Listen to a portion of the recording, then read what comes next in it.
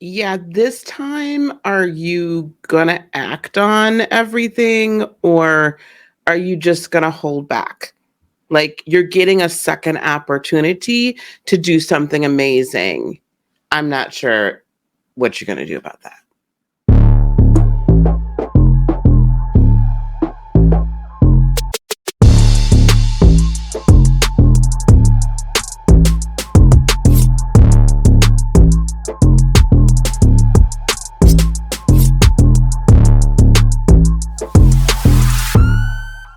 Welcome to the new moon in Aries part 2.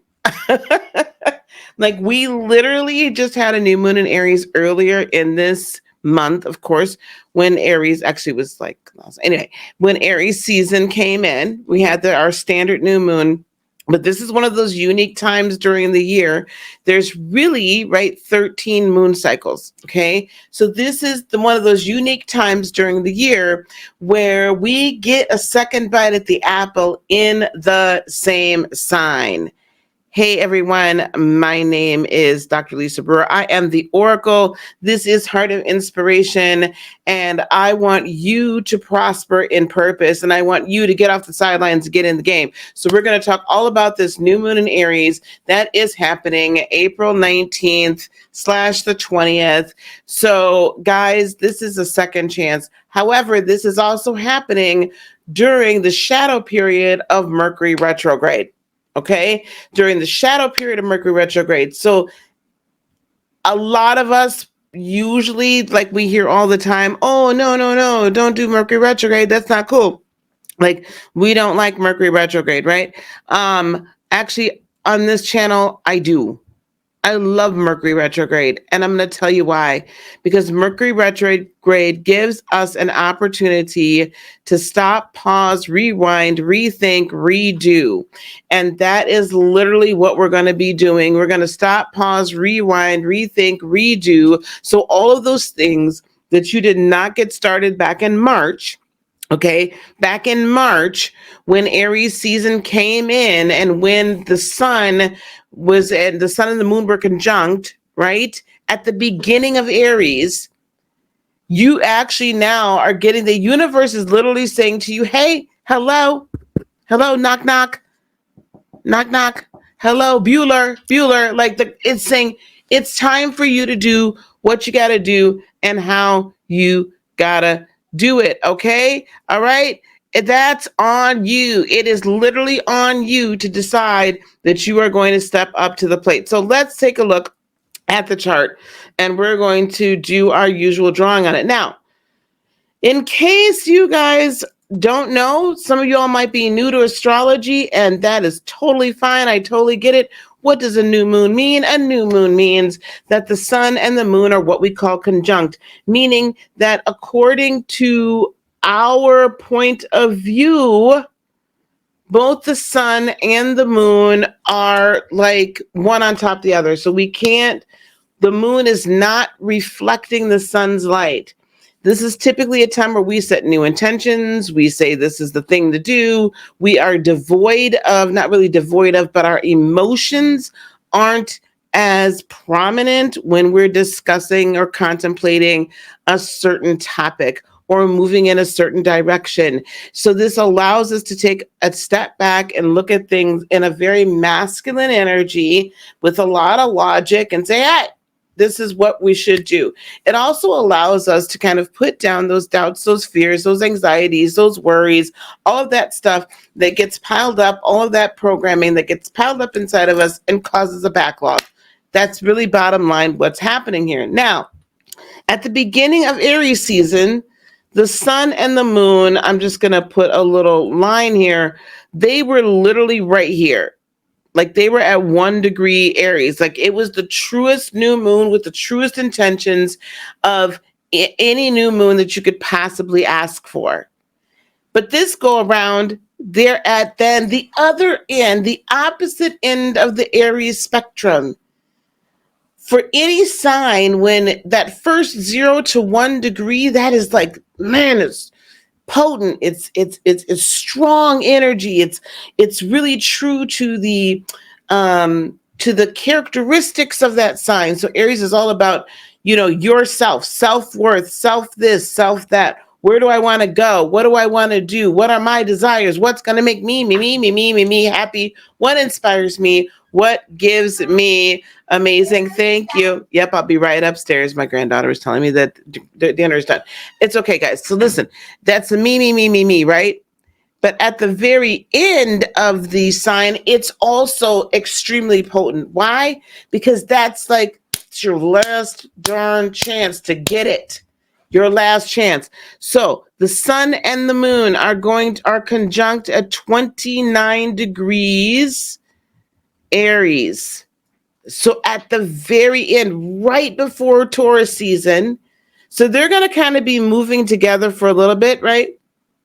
Really, the moon's going to head on over there because it's got things to do. Meanwhile, at the same time, Mercury is stationing retrograde as it is conjunct or applying to Uranus and Taurus. Why is all that very important? Because this is the moment in time, gang. This is the moment in time where we have to really decide what it is we want to possess. What do we really want out of life? But our confidence can end up being a little shaky. I've seen some commentary on this particular event, and some people are calling it a crisis in confidence. Why? Because simultaneously to this new moon is a solar eclipse. Now, I've got all kinds of notes on all kinds of computers. So the solar eclipse, let me grab these notes over here, makes things very interesting because the new moon in and of itself symbolizes new beginnings. The solar eclipse, though, also can give us great pause as to what is it we really want. This solar eclipse is giving us an opportunity. This solar eclipse, new moon, Mercury in retrograde, in Taurus, is all conspiring to say, listen, you need to reassess and redefine your identity. You need to reassess and redefine your motivations. You need to reassess and redefine your personal ambitions. It's time to be brave where you haven't been brave. It's time for you to be assertive where you haven't been assertive. It's time for you to apply some innovation and new ways of doing things where you have not done so before. And it's time for you to make the necessary changes so you can finally move forward and be the person that you know deep down inside you're meant to be. Now, Mercury retrograde typically can end up with misunderstandings, missteps. You're just like, I don't know if you're getting me. I don't know if you're, am I communicating well? But what I'm going to say to you for this time period is if you can, over the next week to 2 weeks, because Mercury retrograde usually stays retrograde for about 2.5 weeks. And that's the full new moon cycle. That's the full new moon cycle. The next major thing is going to be the next full moon. 2 weeks from now. If you can take these next 2 weeks and get incredibly real with yourself, if you can get incredibly real with all of your doubts, if you can get incredibly about self-doubts, I'm not even talking about what other people, I'm talking about self-doubt. If you can get so super real with it and finally face your fears, false evidence appearing real, fear, you're going to come out on the other end of this possessing something, Taurus season, possessing a whole new world, a whole new life. You're going to come out on the other side knowing full well, I got to go full steam ahead in this business opportunity. This is a brand new position. This is a new promotion. This is an entrepreneurial idea. This is the time to launch. If you haven't thought about launching something or creating a business or whatnot, this is your time. And by the way, if you've been thinking about doing that, I want you to book a call with me or my team right down below. 15-minute call. I want to talk to you about that. Or I want you to register for my next meeting that I'm having, all about 5 steps to creating your spiritual business. That could be coach, mentor, healer, teacher. Shameless plug. I don't care. If that's what you want, if you want to step out into business and you have a heart for humanity, I'm your one. If you want to find somebody else to mentor you for another type of business, that's great. Reach out to me anyway. I probably know somebody that can help you, right? If you're wanting to get yourself out here and get on YouTube and get into social media and do if you're wanting to present who you are to the world, and this is the moment to do it. This is the moment. If you've got a program, if you've got a product, if you've got an app, create it. This is the time for you to be brave, not the time for you to sit back and say, ugh. Now this solar eclipse, let's get back to the chart. Let me go back here. Here we go. The solar eclipse is also squaring. Where's Pluto? Here's Pluto. The solar eclipse, as you can see right here, and the new moon is squaring Pluto. And Pluto is at 0 degrees Aquarius. So it just jumped, it just sashayed across that Capricornian line. This says, this is the juxtaposition between who you are as an individual and what the collective is telling you you can and cannot do. It is a power struggle clash. Are you going to step into that next realm, or are you going to stay where you're at? This is also why we're seeing AI come to every other day, it's something new with AI. I'm going to ask you to also, though, while all the AI stuff is fantastic, I'm really going to ask you to please don't stop depending upon you. Your brain is still the best supercomputer known to man. As far as artificial intelligence, this conversation between your higher self and source, between you and your angels, your ancestors, your spirit guides, that's still going to be the most advanced information that you're ever going to get. If you haven't woken up to who the heck you are in your consciousness, stick around on this channel. We'll be putting out some more information on that. There's no greater quote unquote artificial intelligence than actually the real intelligence that comes from the conscious, woke, not weird woke, actually conscious individuals that are getting real downloads, that are really spending time in meditation, that are spending time in nature, that are listening to that higher voice and not paying attention as much to anything that's going on around us in the third dimension. So this is the power struggle. There's still going to be there. We've come through years of governments and other entities attempting to, and sometimes succeeding, control us. Now is the time to decide if technology is going to control us, or we're going to allow government agencies to use or corporations to use technology to control us, or are we really going to become a major player and a major part in an actual conscious collective? This is the power struggle. Where do I fit into this new world? This is what needs to be determined and decided during this time period. We have Neptune still hanging out in Pisces, Saturn still hanging out in Pisces. They're not doing that much. Actually, Saturn here in Pisces is sextiling, which I like, the solar eclipse. So it's really giving you a nice, gentle, listen, baby, however you want to reshape your world, whatever your dream is, you can manifest it. And Saturn is going to be in Pisces to help us do that for the next 2 years. So it's saying, what do you want? And let's manifest it together. Neptune is sextiling Pluto by degree, not by sign. By degree and not by sign. So it's going to take a little of that Capricornian energy in there. It's going to soften that blow. It's also going to show you where overreaching, controlling groups are trying to overreach into your consciousness and into the collective consciousness. But you got to be looking. You got to be paying attention. This Mercurial Uranus conjunction is again also giving us an opportunity to rethink, relook the structures, how they are being, the global structures, the social structures. Where do we want to play in that? How do we want to live in this new world, in this new economy that's all breaking bad and coming out?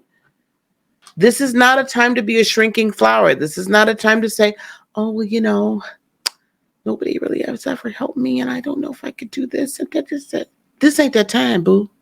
Buck up, buttercup. Buck up. It's time to fight. We still have Mars in Cancer helping us to do the uncomfortable rethinking that we need to do and reassessments.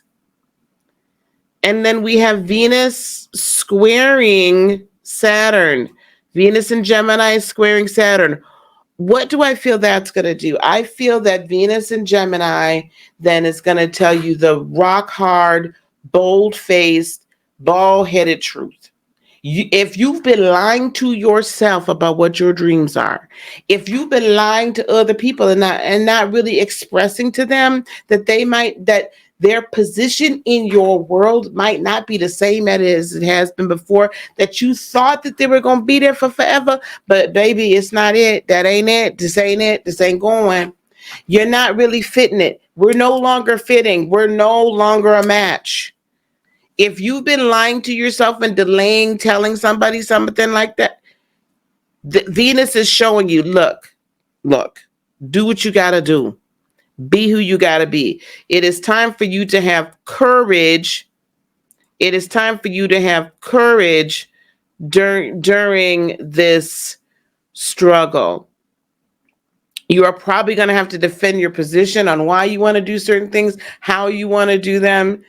You're probably going to have to defend your position monetarily as well. Okay? I'm just letting you know. Listen, we're going to be able to see our interpersonal, romantic, complicated relationships, friendships in a great, huge light. And I'm just going to encourage you to be strong. I'm going to encourage you to take a chance. I'm going to encourage you to do what you need to do. Let's get some cheering going here.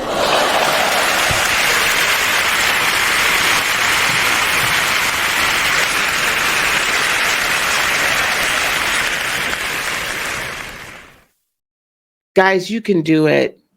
You can make the decisions that need to be made. And you could do it with grace, and you could do it with, listen, have the courage and the bravery to step out of that boat, decide, write down your intentions, make your plans, and let's begin to execute them. Step into this new world and this new economy and this new collective with boldness and not with fear. All right, guys, I want to thank you so very much. Listen, again, don't forget, go down below if you are considering starting a business, a spirit-based business and a heart-centered business. That could be coaching, teaching, healing, whatever the case may be. And that's any kind of coach. I've been working with everything from sex coaches to like coaches that help people just get empowered. You know what I'm saying? That just have empowerment in whatever areas, right? Trauma, everything. I want you to go down below. Now, you can either book a call with me, or I am going to start having regular meetings. This first meeting is going to be on Thursday, the 20th. It's going to be all about 5 steps to creating a spiritual business. It's an hour. It's in the evening. It's free. Come on out and get some assistance and get some tips and tricks. Also, I do still have a few seats left from my good friend James Lamb. He is also talking about marketing your coaching business and your spirit-based business. So please go grab. I sponsor 25 seats. There's a few more left, so go grab those. Peace, love, blessings, and joy be unto you today, tomorrow, and for all eternity. I love you guys so much. Namaste. Bye, gang.